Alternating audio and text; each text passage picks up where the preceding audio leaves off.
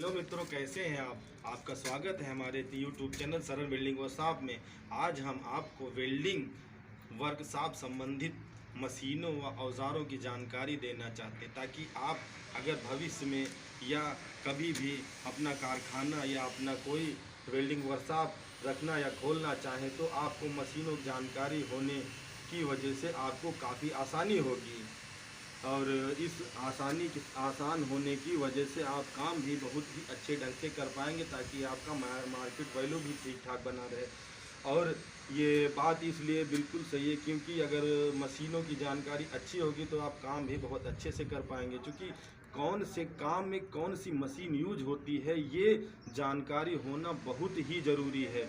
अगर ये आपको जानकारी नहीं है तो आप कोई भी काम ठीक ढंग से नहीं कर पाएंगे या वह काम अच्छे तरीके से नहीं हो पाएगा।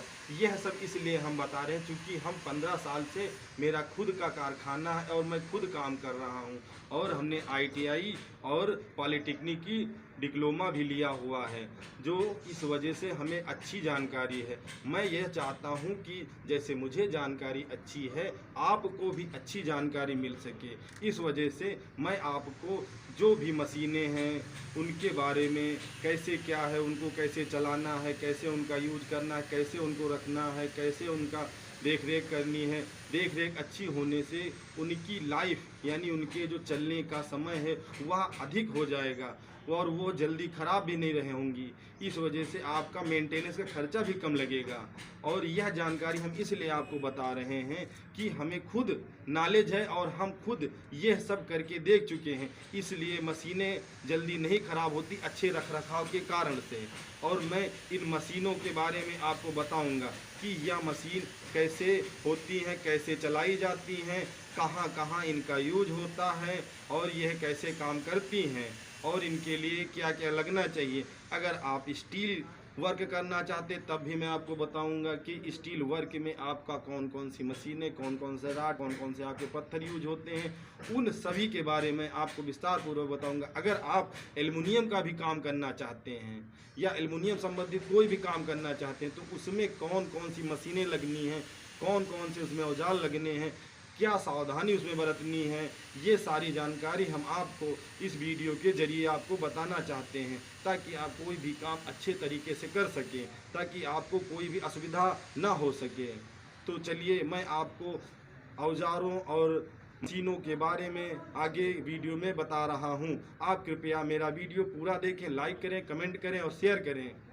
में अहम मशीन है वो हमारी है वेल्डिंग मशीन। ये है कारखाने में सबसे अहम होती है वेल्डिंग मशीन। उसके बाद जो हमारा इसमें चलाने के लिए राड आता है, ये राड होता है जो हमारा 10 नंबर का होता है। इसके बाद अगर करंट हल्का सा कम है तो आप ये हमारा 12 नंबर यूज कर सकते हैं। ये हो गया वेल्डिंग की वेल्डिंग मशीन। उसके बाद में ये 4 इंची ग्राइंडर आ रहे हैं। उसके बाद में ये हमारा 5 इंची ग्राइंडर हुआ। उसके बाद में ये इसके जो है सीट वगैरह, एंगल वगैरह काटने के लिए पत्थर हो गए।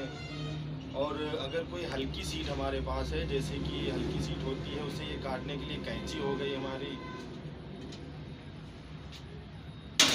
और कोई भी औजार है उसे पकड़ने के लिए ये संसी से कहते हैं। ये भी कारखाने में बहुत ही अच्छे ढंग से यूज होती है। उसके बाद में एक संसी ये भी हो गई जो हमारे कारखाने में काम आती है। इसे हम हथौड़ा कहते हैं, छोटा वाला, या हथौड़ी भी कह सकते हैं। ये भी कारखाने के यूज में आती है। और ये बड़ा, इसे हम लोग घन कहते हैं, जो बहुत ही बड़े कामों में काम आता है। सिंगल वगैरह काटने के लिए उसमें ये काम आता है, ये घन होता है हमारा। उसके बाद में मित्रों ये जब अब स्टील का काम करने के लिए तैयार होते हैं, स्टील के वर्क में आपको ये जो पत्थर होता है 4 इंची, इसका यूज होता है। उसके बाद में रेगमाल लगते हैं, उनका यूज होता है। फिर ये हमारा बुक करने वाला ये जो है सफ़ेद मेटल होता है, इसका यूज होता है। उसके बाद मित्रों एक ये होता है हमारा, क्या कहते हैं, घरों के लिए, घरों के लिए जैसे होता है कि होल छेद करने के लिए, ये हमारी हैमर मशीन हो गई। इसका यूज साइड वर्कों में ज़्यादा आता है, जैसे कि वहाँ ग्रिल वगैरह लगाने के लिए या रेलिंग लगाने के लिए, उसके लिए इसका यूज़ काफ़ी होता है साइड के लिए। इनमें कुछ बीड आती हैं, जैसे ये हमारी बीड हो गई, आपका ये हुआ जाके ये 16 mm हुई बीड हमारी इसी हैमर मशीन में लगती है। और ये हमारी जो है 12 mm बीड हुई। इसके बाद में ये 18 mm बीड हुई। इसी प्रकार की ये बीड हुई। ये हमारी 8 mm की बीड हुई। ये बीडें हैमर मशीनों में लगती हैं। और उसके बाद में अगर आप ये तो दीवारों में छेद करने के लिए हो गई बीडें। अगर इसके बाद आप लोहे में छेद करना चाहते हैं तो डायरेक्ट आप जो है ये उसमें लगाना पड़ेगा हैमर मशीन में। इसे ढीलचक कहते हैं। और इसमें ये जो बंधा हुआ है बीड, ये हमारा 3 सूत का है। ये लोहे में छेद करने के लिए होता है। ये इसी में इसको यूँ पिला दिया जाता है यूँ, तो ये हमारा लोहे में छेद कर देता है। उसके बाद में अगर आपको एल्युमिनियम के लिए कुछ वर्क करना है तो एल्युमिनियम के लिए ये हमारा छोटा,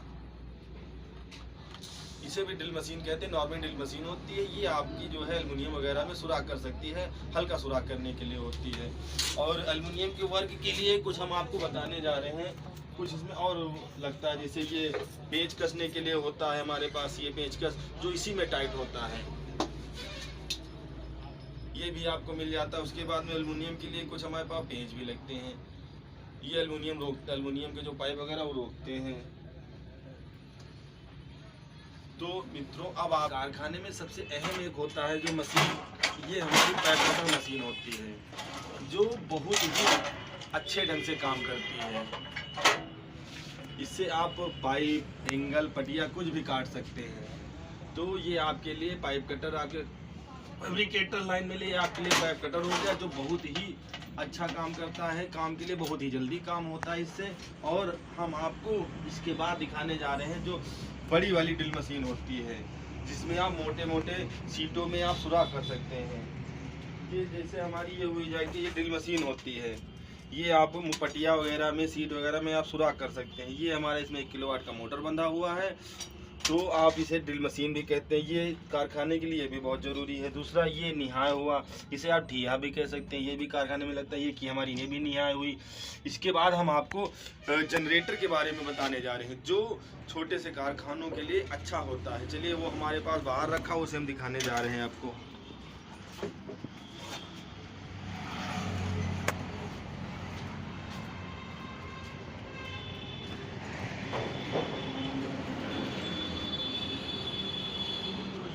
जनरेटर है, जो छोटे से कारखानों के लिए बहुत ही उपयोगी होता है। अगर आप लाइट से काम कर रहे हैं, अगर बाई चांस लाइट थोड़ी देर के लिए चली जाती है तो आपका सारा काम रुक जाता है।